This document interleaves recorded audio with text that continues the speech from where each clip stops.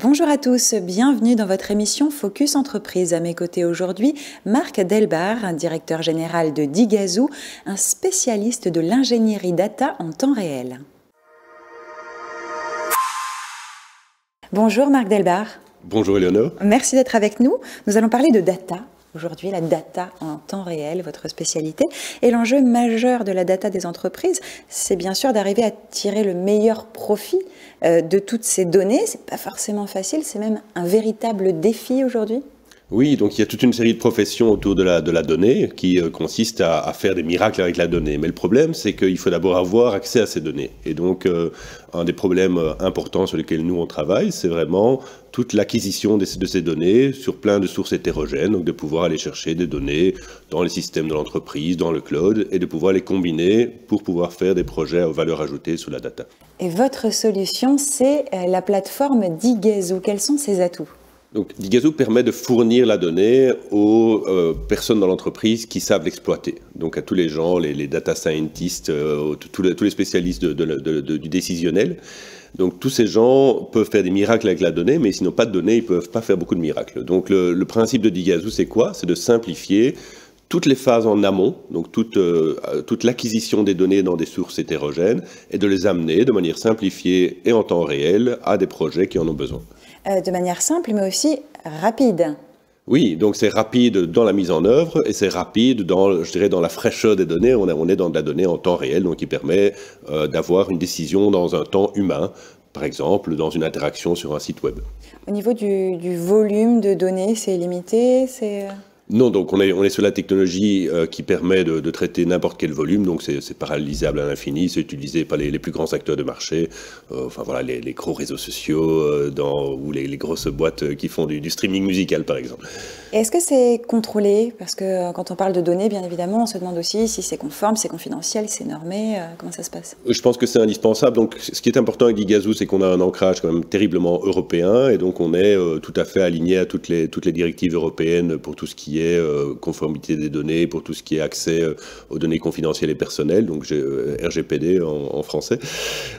Et donc, tous les processus autour de Digazoo permettent de gérer ça automatiquement. Et justement, vous parlez de votre axe de développement européen. La souveraineté en matière de données, c'est un enjeu essentiel aujourd'hui. Ça vient beaucoup des États-Unis. Je pense que c'est très important. Donc, quand on regarde la concurrence, parce qu'on a de la concurrence malheureusement, donc notre concurrence était essentiellement américaine. Donc, dans la Silicon Valley, on parle vraiment de boîtes américaines.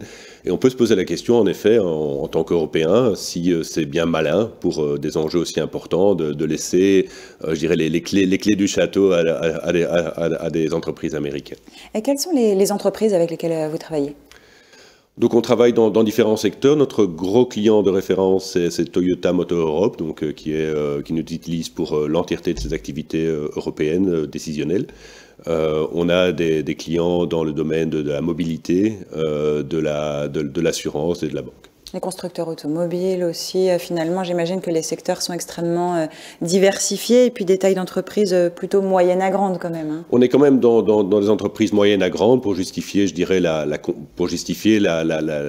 notion de simplicité. Donc s'il n'y a pas de complexité, il n'y a pas besoin d'amener de solutions simples. Et pour ces entreprises qui font appel à Digazoo, quels sont les bénéfices in fine ? On est vraiment dans une logique de se concentrer sur les tâches à valeur ajoutée, sans devoir s'occuper de tout ce qui est finalement de la plomberie de luxe de la donnée. Donc on est là, on peut profiter de sa douche tropicale sans se demander si l'eau va arriver ou pas à la bonne température pour faire son projet data. Finalement, ça peut aussi laisser plus de temps pour se consacrer à d'autres choses. Je crois que vous vouliez nous donner l'exemple de Toyota. Donc Toyota typiquement, le temps qu'il passe à toutes les tâches d'ingénierie de données. Donc l'ingénierie de données, c'est vraiment toutes les tâches qui permettent d'amener la donnée aux projets qui en ont besoin, est quasi tombé à zéro. Et donc l'entièreté de leur programme maintenant se concentre sur les projets à valeur ajoutée, que ça soit de la data science, que ça soit de la business intelligence en temps réel.